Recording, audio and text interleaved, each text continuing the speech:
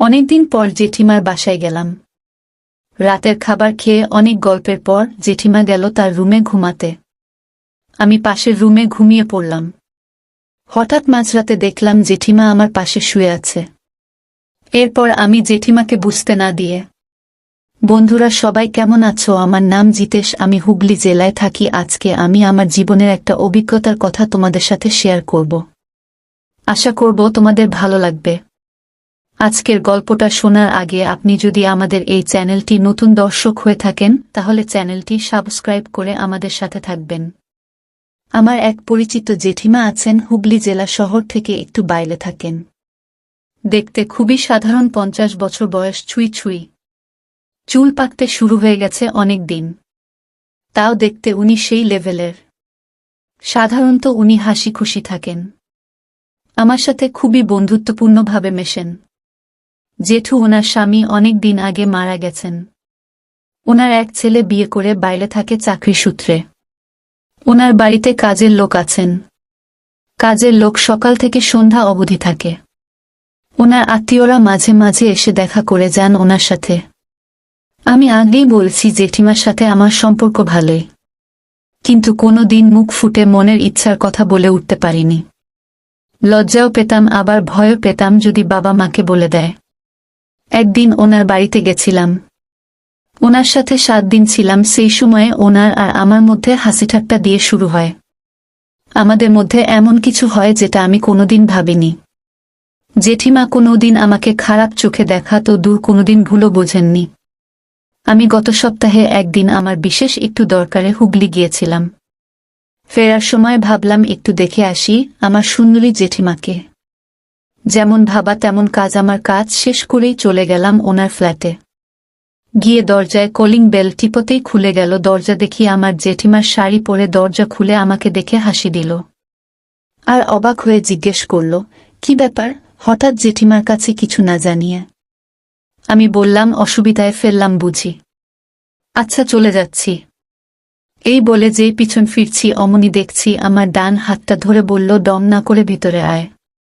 আমি ভিতরে গিয়ে বসতে জেঠিমা বলল, একটু জিরিয়ে নিয়ে হাত পা ধুয়ে ফ্রেশ হয়ে আয়। আমি ফ্রেশ হয়ে এসে জেঠিমাকে বললাম, তোমাকে খুব মিস করছিলাম জেঠিমা, তাই ভাবলাম একটু দেখা করে যাই। জেঠিমা বলল, বেশ করেছিস, আজকে থেকে যা। আমি বললাম, আচ্ছা। তারপর বেশ কিছুক্ষণ কথা বললাম, আমাদের বাড়ির কথা, আমার চাকরির কথা, পড়াশোনার কথা। তারপর জেঠিমাকে বললাম, সবই তো হলো, কিন্তু আমি এই সুন্দরী জেঠিমার জন্য কিছু আনতে পারলাম না। বলতে জেঠিমা বলল, আমি কিছু আনতে বলেছি কি? আমি বললাম, সে যাই হোক আনতে তো হয়, চকোলেট বা মিষ্টি। জেঠিমা বলল, তোর বিয়ে হলে বউকে দিবি চকলেট। আমি বললাম, আর তোমাকে?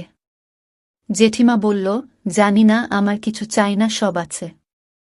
আমি জেঠিমাকে বললাম, আচ্ছা জেঠিমা, আমার সাথে ঘুরতে যাবে আজকে সন্ধ্যায়? জেঠিমা বলল, আমি বুড়ি মানুষ, আমি কি করব তোর সাথে? ঘুরতে গেলে প্রেমিকা বা বান্ধবীকে নিয়ে যেতে হয়। আমি বললাম, আমার তো প্রেমিকা বা বান্ধবী কেউ নেই, তুমি চলো না। জেঠিমা রাজি হল না। আমি জেঠিমাকে দুষ্টুমি করে বললাম, তুমি আমার সাথে চলো না জেঠিমা প্লিজ। জেঠিমা বলল, ওরে বাবারে, আমাকে ছাড়। আমি বললাম, না যেতে হবে তোমাকে, চলো না দুজনে যাই। জেঠিমা এতে রাজি হল। জেঠিমা বলে, খুব পেকে গেছিস দেখছি। আমি বললাম, ওটা বয়সের ধর্ম। জেঠিমা বলল, ঠিক আছে, পরে দেখা যাবে, এখন চল। জেঠিমা একটা বেগুনি শাড়ির সাথে ব্লাউজ পরে আমার সামনে এসে বলল, চলো আমি রেডি। আমি বললাম, উফ, সেই লাগছে তোমাকে। জেঠিমা আবার মুচকি হেসে বলল, চল তো, এখন প্রশংসা পরে করবি। স্ট্যান্ডে গিয়ে দেখি অনেক ভিড় হয়ে গেছে। অনেক কষ্টে একটা জায়গা দেখে বসলাম জেঠিমাকে নিয়ে। বেশ সুন্দর গঙ্গার হাওয়ায় জেঠিমার চুল উড়ে যেতে লাগল। জেঠিমাকে বললাম, তুমি আমার প্রেমিকা হয়ে যাও বুঝলে। জেঠিমা বলল, ওটাই বাকি। হঠাৎ দেখি একটা ছেলে তার প্রেমিকার সাথে বসে আছে। আমি সেটা জেঠিমাকে দেখাতেই জেঠিমা বলল, ওই দিকে তাকাবি না। লজ্জা করে আমার। আমি জেঠিমার বাম পাশে বসে জেঠিমার কাঁধের উপর দিয়ে ডান হাত দিয়ে জেঠিমার কাঁধে হাত রেখে বললাম, জেঠিমাকে অপূর্ব লাগছে।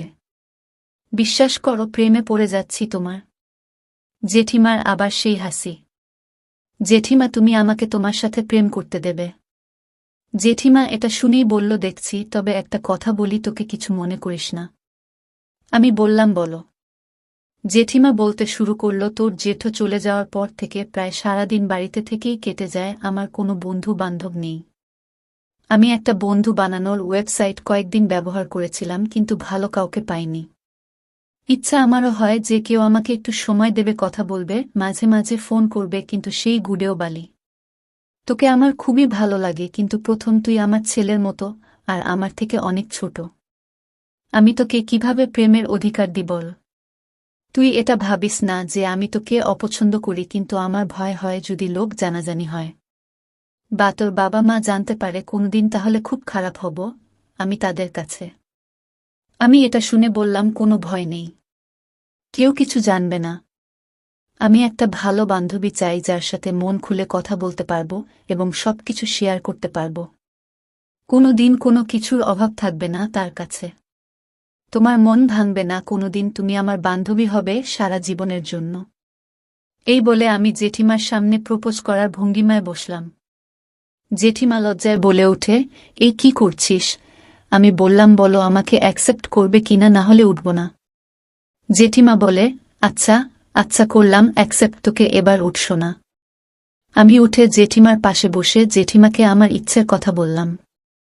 জেঠিমা বাধা দিল না, কিন্তু বলল, সন্ধ্যা হয়ে যাচ্ছে। আমি বললাম, চল বাড়ি যাই, তবে বাড়ি গিয়ে কিন্তু সব নেব। জেঠিমা আমাকে আলতো করে একটা চড় মেরে বলল, তাই নাকি? আমি বললাম, আমার জেঠিমার উপর আমার পুরো বিশ্বাস আছে, আমি জানি তুমি আমার ইচ্ছে পূরণ করবে। জেঠিমা আমার দিকে দুষ্টুমি চোখে তাকিয়ে একটা মায়াবী হাসি দিল। আমি বললাম, তুমি একটু দাঁড়াও, আমি একটা চকলেট কিনে আসছি। বলে আমি তাড়াতাড়ি একটা ওষুধের দোকানে গিয়ে চকলেট ফ্লেভার কিনে আনলাম। তারপর আমরা দুজনে একটা টোটোতে উঠলাম। বাড়ি আসার পথে জেঠিমাকে ফিসফিস করে বললাম, একটা কথা বলবো। জেঠিমা বলল, বল। আমি বললাম, জেঠিমা, তোমাকে না ভীষণ সুন্দরী লাগছে আজকে। জেঠিমা বলল, বুঝছি, বাড়ি চল।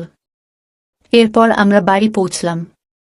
বাড়ি ঢুকে আমি জেঠিমাকে আবার মনের ইচ্ছের কথা বললাম। জেঠিমা খিলখিলিয়ে হেসে উঠল, আমাকে বলল, এসে কি পাগলামি শুরু করলি? আমি তো আছি তোর সামনে, যা আগে ফ্রেশ হয়ে আয়। আমি বললাম, হুম যাচ্ছি। তারপর আমি ফ্রেশ হয়ে এসে জেঠিমার সামনে বসলাম। জেঠিমা বলল, আমি রান্নাঘরে যাই। তারপর জেঠিমা চলে গেলে আমি বললাম, জেঠিমা, আমি 5 মিনিট আসছি। জেঠিমা বলল, কোথায় যাও? আমি বললাম, নিচের ওষুধের দোকান থেকে আসি। জেঠিমা একটা মুচকি হাসি দিল। এরপর জেঠিমা রান্না করে খাবার নিয়ে আসতে আমি আর জেঠিমা খাবার খেয়ে নিলাম। রাতে খাবার টেবিলে বসেও জেঠিমার সাথে খুনসুটি করতে লাগলাম। জেঠিমা প্রথম প্রথম বিরক্ত হয়েও মুচকি হাসি দিতে দিতে আমার সাথে আড্ডা দিতে লাগল। আমি বুঝলাম জেঠিমা আনন্দ চাই আমার সাথে। আমি জেঠিমাকে বললাম, আচ্ছা জেঠিমা, একটা কথা জিজ্ঞেস করি, কিছু মনে করবে না তো? জেঠিমা মুচকি হাসতে হাসতে চোখ পাকিয়ে বলল, চুপচাপ খাও। আমি চুপচাপ টেবিলের খাবার খেতে লাগলাম। জেঠিমা খাওয়া হয়ে যেতে জেঠিমা যে উঠে গেল, আমি হাত ধরে বসিয়ে দিয়ে বললাম, এখন না, আর একটু বস, একসাথে উঠব। জেঠিমা বলল, ফ্রেশ হয়ে নাও, তারপর হবে। বলেই হাত ছাড়িয়ে উঠে চলে গেল। খেয়ে উঠে দেখলাম জেঠিমা আমাকে একটা পাঞ্জাবি দিয়ে পরে নিতে বলল। আমি বললাম, আবার এসব কেন? জেঠিমা বলল, পরে না, একটু বারান্দায় যাব, এসে একটু গল্প করে দুজনে পরে ঘুমাবো। বন্ধুরা, আজকে এই পর্যন্তই। গল্পটির বাকি অংশ বলবো পরের ভিডিওতে। ভিডিওটি কেমন হয়েছে তা কমেন্ট করে জানাবেন। তো সবাই ভালো থাকবেন, ধন্যবাদ।